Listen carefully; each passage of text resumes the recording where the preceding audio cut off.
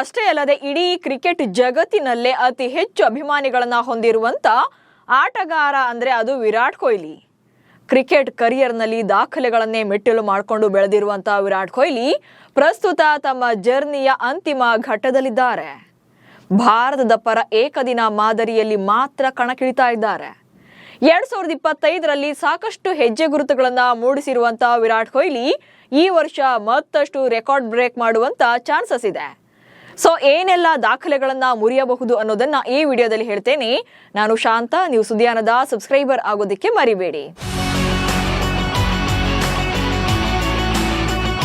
2025ನೇ ವರ್ಷ ವಿರಾಟ್ ಕೊಹ್ಲಿ ಅವರ ಪಾಲಿಗೆ ಎಂದೆಂದಿಗೂ ಕೂಡ ನೆನಪಿನಲ್ಲಿಡಬೇಕಾದಂತ ವರ್ಷ. ಟೆಸ್ಟ್ ಕ್ರಿಕೆಟ್ಗೆ ವಿದಾಯ ಘೋಷಣೆ ಮಾಡಿದ್ರು. ಚಾಂಪಿಯನ್ಸ್ ಟ್ರೋಫಿಯನ್ನ ಗೆದ್ದು ಬೀಗಿದ್ರು. ಏಕದಿನ ಮಾದರಿಯಲ್ಲಿ ಹೈಯೆಸ್ಟ್ ರನ್ಗಳನ್ನ ಸ್ಕೋರ್ ಮಾಡಿದಂತ ಪಟ್ಟಿಯಲ್ಲಿ ಭಾರತದ ನಂಬರ್ 1 ಬ್ಯಾಟರ್ ಎನಿಸಿಕೊಂಡ್ರು. ಹಾಗೆ ತಮ್ಮ ಬಹು ವರ್ಷಗಳ ಕನಸಾಗಿದ್ದಂತ ರಾಯಲ್ ಚಾಲೆಂಜರ್ಸ್ ಬೆಂಗಳೂರು ತಂಡ ಚೊಚ್ಚಲ ಬಾರಿಗೆ ಕಪ್ ಗೆದ್ದಿತ್ತು. 37ನೇ ವಯಸ್ಸಿನಲ್ಲೂ ಕೂಡ ರೆಡ್ ಹಾಟ್ ಫಾರ್ಮ್ ನಲ್ಲಿರುವಂತಹ ವಿರಾಟ್ ಕೊಹ್ಲಿ ಈ ವರ್ಷ ಕೂಡ ಹಲವು ಮೈಲುಗಲ್ಲುಗಳನ್ನ ಸೃಷ್ಟಿಸಲಿದ್ದಾರೆ. ಸೊ ಏನೆಲ್ಲ ಅನ್ನೋದನ್ನ ಒಂದೊಂದಾಗಿ ನೋಡ್ತಾ ಹೋಗೋಣ. ವೇಗವಾಗಿ 28,000 ಅಂತಾರಾಷ್ಟ್ರೀಯ ರನ್ಗಳು ಕಂಪ್ಲೀಟ್. 2026ರಲ್ಲಿ ವಿರಾಟ್ ಕೊಹ್ಲಿ ಸಾಧಿಸಬಹುದಾದಂತ ಅತ್ಯಂತ ಮಹತ್ವದ ಮೈಲುಗಲ್ಲುಗಳಲ್ಲಿ ಇದು ಒಂದು. ಈ ವರ್ಷ 28,000 ಅಂತಾರಾಷ್ಟ್ರೀಯ ರನ್ಗಳನ್ನ ತಲುಪಿದ ಅತ್ಯಂತ ವೇಗದ ಕ್ರಿಕೆಟಿಗನಾಗಬಹುದು.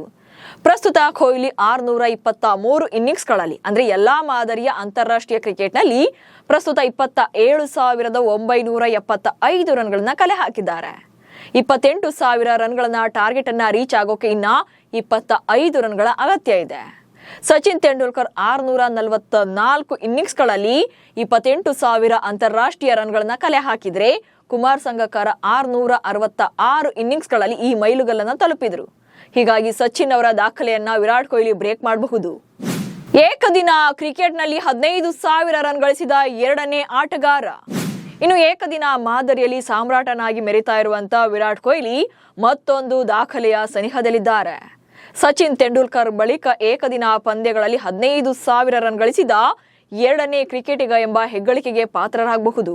308 ಏಕದಿನ ಪಂದ್ಯಗಳಿಂದ 14,557 ರನ್ಗಳನ್ನ ಕಲೆ ಹಾಕಿದ್ದಾರೆ. ಸಾರ್ವಕಾಲಿಕ ಏಕದಿನ ರನ್ಗಳ ಪಟ್ಟಿಯಲ್ಲಿ ಪ್ರಸ್ತುತ 2ನೇ ಸ್ಥಾನದಲ್ಲಿದ್ದಾರೆ. ಸಚಿನ್ ತೆಂಡೂಲ್ಕರ್ 18,426 ರನ್ಗಳೊಂದಿಗೆ ಮೊದಲ ಸ್ಥಾನದಲ್ಲಿದ್ದಾರೆ. 15,000 ರನ್ಗಳ ಗಡಿ ತಲುಪೋಕೆ ವಿರಾಟ್ ಕೊಹ್ಲಿಗೆ ಇನ್ನ 443 ರನ್ಗಳ ಅಗತ್ಯ ಇದೆ. 2026ರಲ್ಲಿ ಭಾರತ 18 ಏಕದಿನ ಪಂದ್ಯಗಳನ್ನು ಆಡುವಂತ ನಿರೀಕ್ಷೆ ಇದೆ.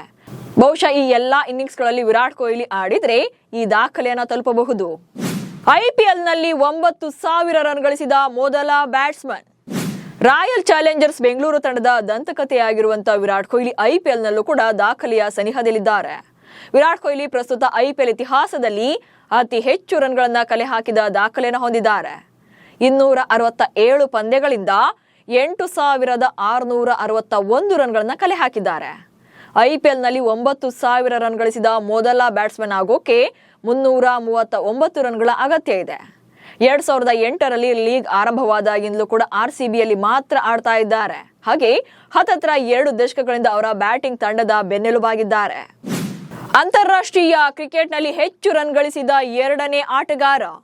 ಇನ್ನು ಅಂತಾರಾಷ್ಟ್ರೀಯ ಕ್ರಿಕೆಟ್ನಲ್ಲಿ ಅತಿ ಹೆಚ್ಚು ರನ್ ಗಳಿಸಿದ 2ನೇ ಆಟಗಾರನಾಗೋಕೆ ಹಾಗೆ ಕುಮಾರ್ ಸಂಗಕಾರ ಅವರನ್ನ ಹಿಂದಿಕ್ಕೋಕೆ ಕೆಲವೇ ರನ್ಗಳ ದೂರದಲ್ಲಿದ್ದಾರೆ. ಕುಮಾರ್ ಸಂಗಕಾರ ತಮ್ಮ ವೃತ್ತಿ ಜೀವನವನ್ನ 28,016 ಅಂತಾರಾಷ್ಟ್ರೀಯ ರನ್ಗಳೊಂದಿಗೆ ಮುಗಿಸಿದ್ರು.